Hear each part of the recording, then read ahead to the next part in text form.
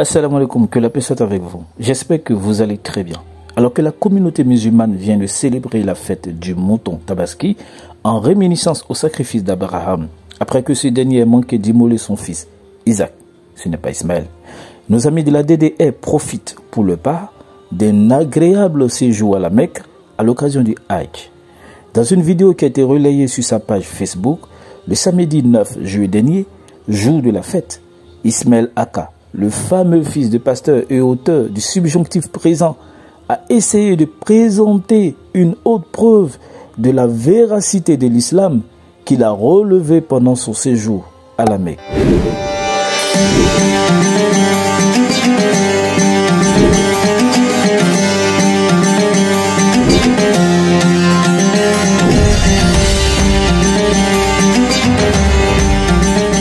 Cette vidéo qui a été accueillie avec des mashallah et des Allahu Akbar est censée nous prouver, selon Ismaël Aka, que le Hajj islamique est le plus grand rassemblement spirituel du monde. Salam alaikum. On vous présente ici le plus grand rassemblement spirituel du monde. Yeah.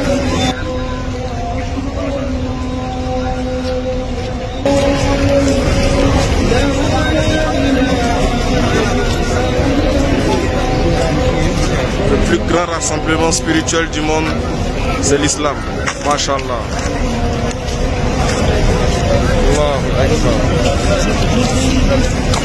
Pourtant, quelqu'un aurait dû informer El Hajj Ismaël Aka que le plus grand rassemblement spirituel du monde, c'est celui des hindous polythéistes, appelé le Kumbh Mela, qui réunit à lui seul plusieurs millions de personnes dans le fleuve sacré du Gange, censé purifier leurs péchés. Une marée humaine. Ils sont plus de 130 millions de fidèles attendus pour célébrer la Kumbh Mela. Ce pèlerinage vieux de plus de 2000 ans est le plus grand du monde. Des millions de pèlerins agglutinés, venus faire leurs ablutions alors que bat son plein la Kumbh Mela, une fête religieuse hindoue qui se tient tous les 3 ans environ en fonction de l'alignement des planètes. Tous ont fait des centaines de kilomètres en train, en bus et souvent aussi à pied depuis les 4 coins du sous-continent pour rejoindre ce lieu précis, là où la rivière Yamuna se jette dans le fleuve Gange, 2 cours d'eau hautement sacrés de l'hindouisme. On vous présente ici le plus grand rassemblement spirituel du monde. Le Hajj auquel il a participé n'a réuni qu'environ 1 million de personnes, car les autorités saoudiennes n'ont autorisé que près de 850 000 fidèles musulmans étrangers à y participer.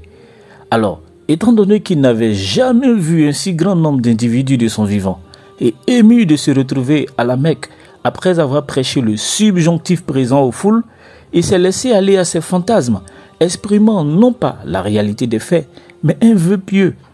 Au demeurant, il faut noter que le chemin qui mène au salut n'est pas lié au nombre. Jésus a dit « Entrez par la porte étroite, car large est la porte, spacieux est le chemin qui mène à la perdition, et il y en a beaucoup qui entrent par là. » Matthieu chapitre 7, le verset 13. Donc, même si on imaginait que l'islam réunissait le plus grand rassemblement spirituel au monde lors du Hajj, comme en rêve notre fameux fils de pasteur, la vérité est que le chemin de la perdition est emprunté par le plus grand nombre. Avant de finir cette vidéo, un petit cadeau avec le célèbre imam Rachid El-Gueï qui nous éclaire à propos de la pierre noire à la Mecque. Car la pierre noire, vous savez toutes et tous que c'est une pierre du paradis. Et le prophète alayhi salatu wa salam a dit dans un hadith rapporté par At-Tirmidhi, et quand il parle de Al-Hajar al-Aswad, la pierre noire, il dit la pierre noire est descendue du paradis. Donc il faut méditer. Vous êtes autour de la Kaaba, vous êtes proche d'une pierre du paradis. Et il dit elle était plus blanche que le lait. Et les péchés des êtres humains l'ont noirci, ont fait que cette pierre est devenue noire. Donc à la base, cette pierre était blanche.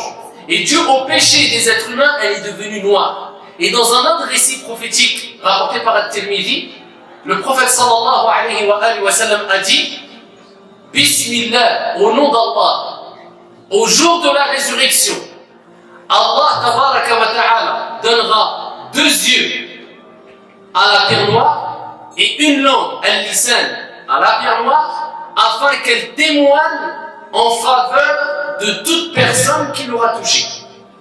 Et ce qui relève de la sunna, c'est d'embrasser la pierre noire. Si tu ne peux pas, tu touches la pierre noire. Si tu ne peux pas, tu fais un signe de loin vers la pierre noire en disant Allahu Akbar. Donc, l'imam nous informe que la pierre noire était à l'origine une pierre blanche qui a fini par être noircie par les péchés des humains. Comment cela est-il possible? Il faut être un doué d'intelligence pour comprendre. L'imam nous a su que cette pierre serait descendue tout droit du paradis d'Allah, qui lui accordera des yeux et une langue au jour de la résurrection pour témoigner en faveur de ceux qui l'auront touché. Si cet hadith a été considéré comme daif, c'est-à-dire faible, par certains savants, il n'en demeure pas moins que pour la masse musulmane présente lors du Hajj, il faut se donner tous les moyens pour la toucher. On ne sait jamais, au jour de la résurrection, cette pierre blanche noircie par les péchés pourrait témoigner en leur faveur. Pour finir, retenez que le Hajj n'est pas le plus grand rassemblement du monde. C'est un mythe, tout comme la croyance voulant que la pierre noire soit descendue du paradis et noircie par des péchés humains.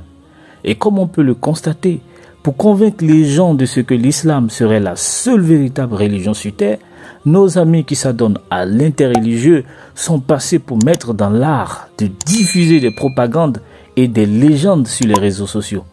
Barakallahu fikum, assalamu alaikum.